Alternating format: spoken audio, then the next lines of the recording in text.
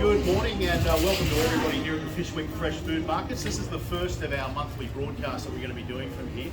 So we'll be broadcasting the breakfast show one Friday every month, and then after the show I'm going to set up my little temporary kitchen here and cook up a storm. That's of course if I can keep the heat going. So basically we'll be cooking up something using fresh ingredients from here at the Fish Week Fresh Food Markets. So our first one has been inspired by our mate Ken from Ziggy's Fresh, who dropped off a new vegetable that I'd never heard of before, called a kalette. Now they come in a packet like that. Kalettes are a cross between Brussels sprouts and purple kale. That's what they look like. So I've basically just trimmed them and cut them in half. And I'm going to make a very simple pasta dish using kalettes. I've got some egg pappardelle from Deli Planet. I've got some Gorgonzola cheese, some shallots, Asian shallots, or you can use any kind of onion for that matter. I've got some walnuts to give it a little bit of crunch, some pancetta, which will give it a bit of flavour and I guess a little bit of voluptuousness, for lack of a better way of putting it. So it's a very, very simple recipe that I'm going to put together. It'll take all up about 15 minutes start to finish. Really easy to cook. It's one of those kind of things that'll impress your friends because it's going to look like you're a gourmet when it's actually pretty easy and any mug could cook it. So let's get underway. Basically we've got some water boiling there. Well, I hope it's going to boil given how cold it is at the moment. But we'll start with a cold pan and put the pancetta in. The reason we're starting with a cold pan is because we actually want the fat to render out of that, because that's going to give us all of our flavour. That's interesting.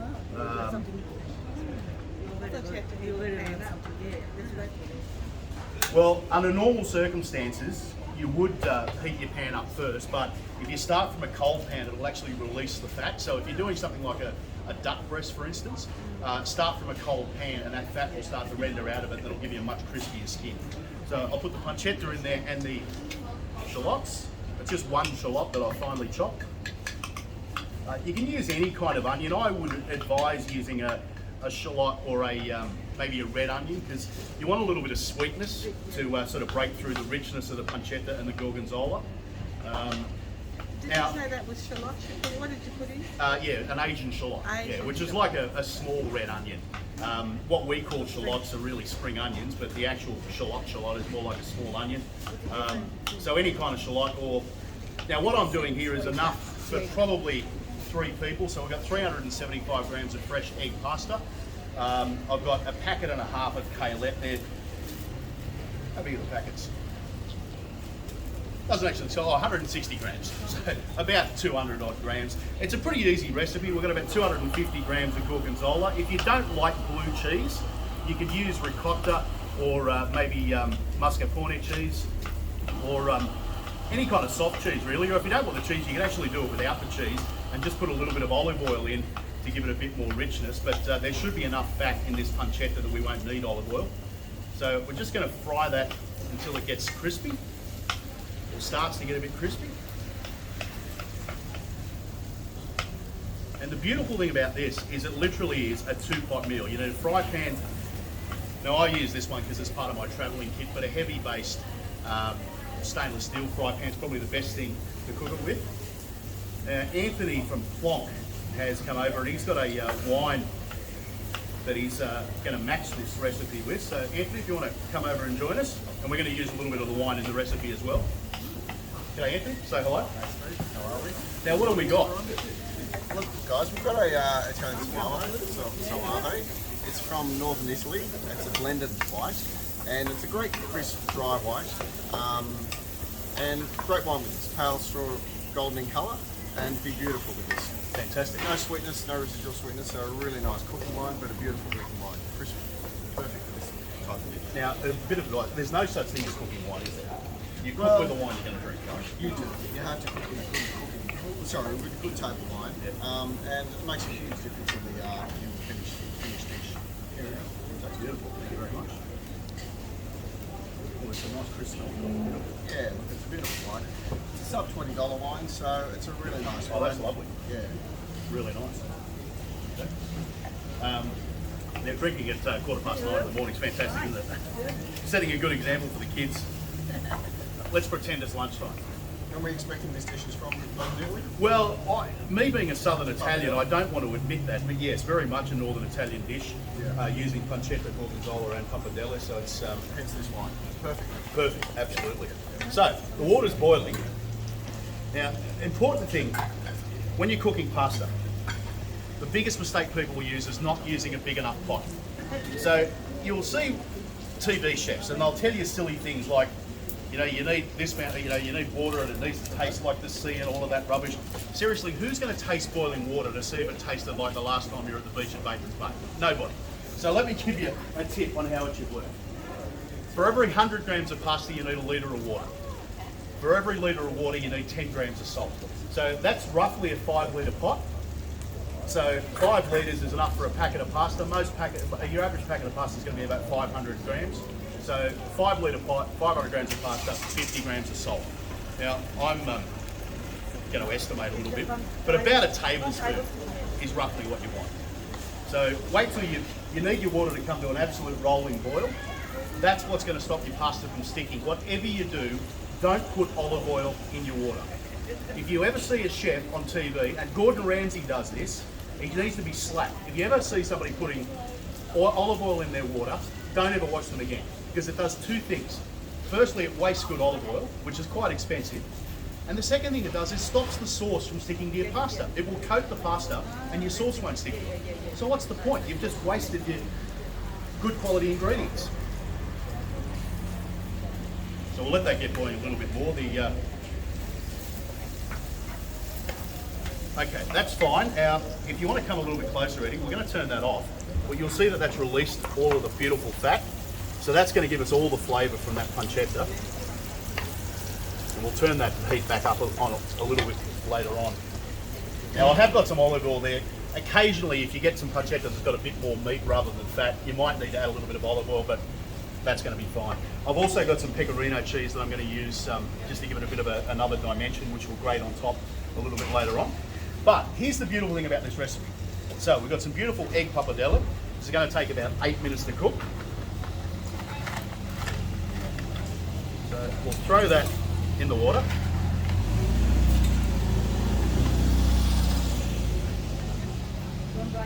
Could you use gluten-free pasta? You could do. I mean, I've never used gluten-free pasta, but I've got an Italian friend in Western Australia that is celiac, and she swears by it, says it's fine. She makes a lot of her own pasta too, but the thing that most Italians don't make their own pasta, well, in Italy anyway, don't make fresh pasta, they'll use dry pasta like this. So that's in there, and here's the beautiful thing. You throw the kalettes straight in the water with the pasta, and they cook at the same time. One pot. Put that back on to give it a bit of so it comes back to the boil. Harrow, can you set a timer for us for 8 minutes on your phone?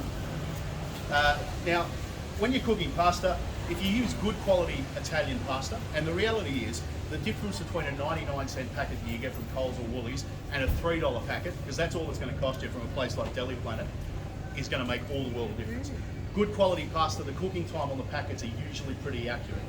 I would suggest cooking it about 1 minute less than what it says on the packet, and then let the rest of it, for that last minute, cook in the sauce and coat with the sauce, because that'll give you the extra flavour.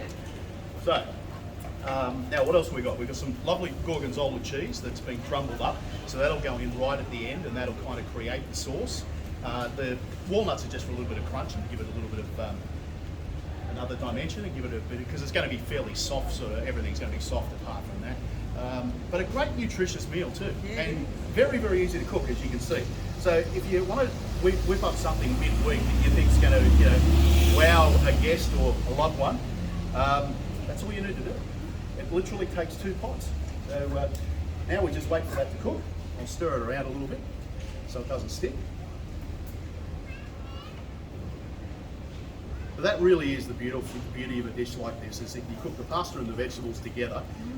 Because those vegetables are flavouring that water, the pasta is going to take on the flavour of those kalettes as well. Now, if you're one of those people that doesn't like Brussels sprouts, you really need to revisit them, because they are a much maligned vegetable. Most people boil them until they turn grey, and of course they're going to taste terrible.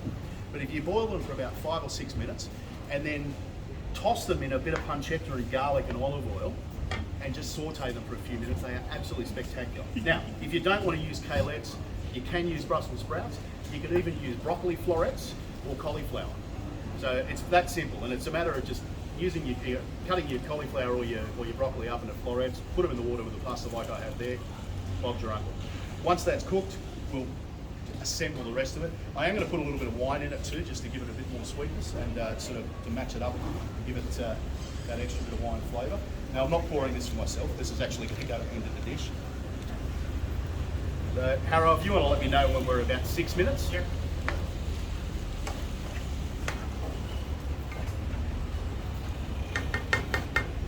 All right, now I'm going to turn that heat back on.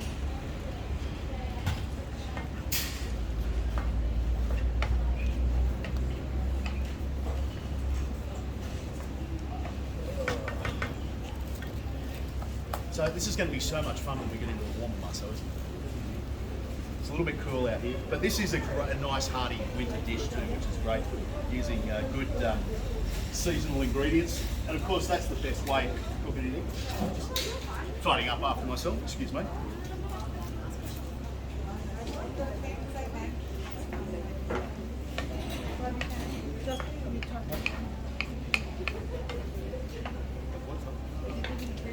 I'm going to put that wine in there. That'll do two things. It'll get all the stuff off the bottom of the pan, which is all flavour. And we'll just let that cook down for about 6 minutes or so that the alcohol burns out of it, and all we're left with is that sweet flavour. And the easiest thing to do, you can kind of smell when the alcohol's gone from it, so just sort of keep an eye on that. It's cold weather is wreaking havoc with my boiling water, let me tell you. Excuse me. So who would have thought of that? Combining a Brussels sprout with purple kale. Now, it's a good looking little vegetable too, isn't it? Kind of cool looking. Don't you think? How you going there, Eddie? Behind the camera, all good? This is for anyone that hasn't met him. Eddie Williams, my producer. Couldn't put the show together without him. He does all the hard work, and I just sit on my backside and do all the talking. When I'm listening to you, I can. He's not real good with his history, but other than that, he's a good kid. And he doesn't do his homework either. I've set him a few tasks. I've insisted he's got to watch the Godfather trilogy, he's got to watch the Rocky movies, and he has to watch the Sopranos. He hasn't done any of those things yet. No, he's got something else to do. But you haven't lived a life until you've seen those things, have you? I mean, they're all-time classics. Especially if you're Italian. Oh, no, it's not just for Italians. No. Too violent. The Godfather trilogy, the greatest movies of all time. Forget that Citizen Kane rubbish. The Godfathers. How are we going for time, Harrow? We've been going, we've got a minute and a half left to make it 6 minutes. Beautiful. All right. Now, Eddie, if you want to get a close-up on that, you can see that beautiful colour that's coming in there. And that is basically going to be the basis of our sauce. And once the Gorgonzola melts into there with a bit more pecorino cheese, and we put our pasta and our... No, not yet. The Gorgonzola is going to go in right at the end, once we turn the heat off, because we just need the residual heat from the pasta to cook through that. In the meantime, I might grate a bit of this pecorino. Now, pecorino cheese is a sheep's milk cheese. It's kind of similar to Parmesan. It's a little bit softer and a little bit saltier. But if you wanted to use Parmesan, you could. I use pecorino because it's got a little bit more bite and will just give it a bit more dimension. But everyone should keep a block of Parmesan in their fridge. It'll keep forever if you look after it, wrap it and put it in your fridge. I wrap mine in cling film and just keep it in the coldest part of the fridge. And it's so much better when it's grated fresh. Don't ever use that pre-grated stuff unless you're getting it from a good deli and you know that they've grated it themselves. Don't buy the stuff off the shelf in the supermarket. That is absolute rubbish. Yeah, that's fine. Yep.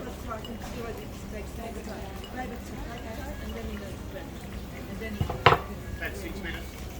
Thanks, mate. How much water did you say? What's the quantity of water to pasta? 1 litre of water per 100 grams per 10 grams of salt. So that's, I'm going to say probably about 50 grams of pecorino, but it's a taste. If you like a bit more than that, go for your life.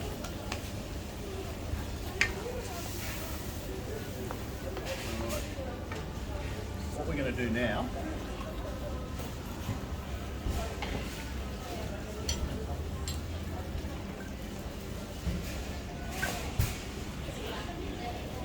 now I'm using one of these pasta pots only because it's just easier out here, but the best thing to do is actually just to use tongs or one of those pasta scoops to take your pasta straight out of the water and into the pan, because you actually want a little bit of the water to go with it, because it'll just bring it all together.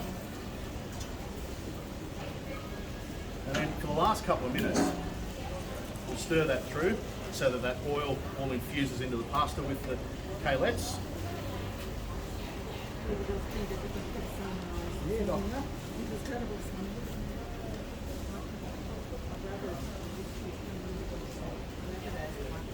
Now this is why you never ever put cream in pasta. If you do this, it'll come out creamy enough as it is, and particularly when you're talking about something that's going to have gorgonzola and cheese, or any kind of cheese in it.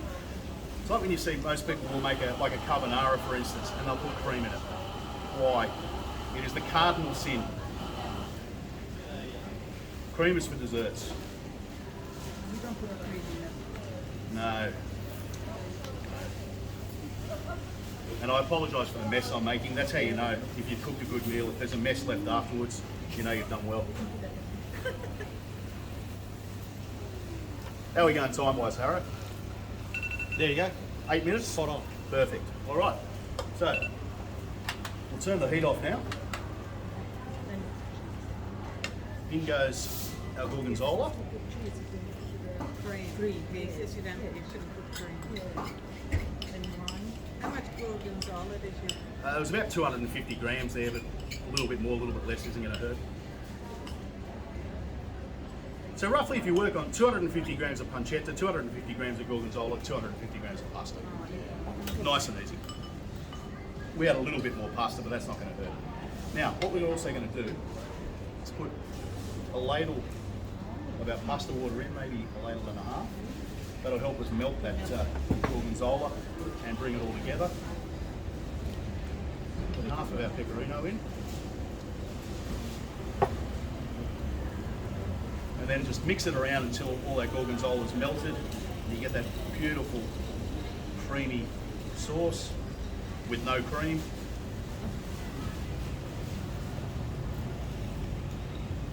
And as I said, if you're not a fan of blue cheese, any kind of creamy cheese will really do. Although if you were going to use say like a mascarpone or a ricotta, I wouldn't put the onion in. And if you can't get your hands on pancetta, but the beautiful thing is when you're coming out here to Fish with Fresh food markets, you can get everything. Even, I got to say, better than most of the places I've been to in Sydney with regards to the variety of ingredients you can get here. Always use a good quality pasta, use pancetta, but if you can't get it, speck will do. I probably wouldn't use bacon, because unless you can get your butcher to cut you a nice chunk of bacon, so you can cut it into nice thick lardons.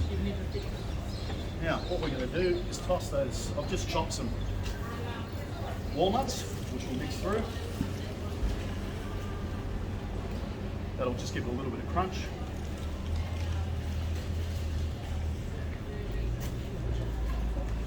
And I apologise if I'm splashing anybody with this. Okay.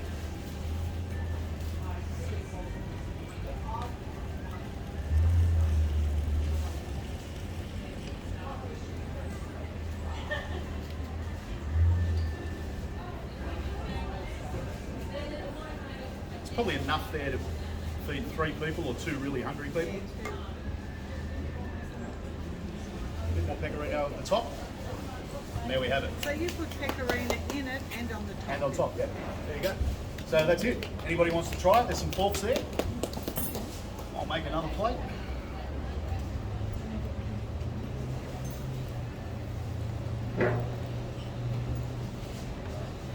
That pasta is al dente. If you like it a little bit softer, just cook it a little bit longer.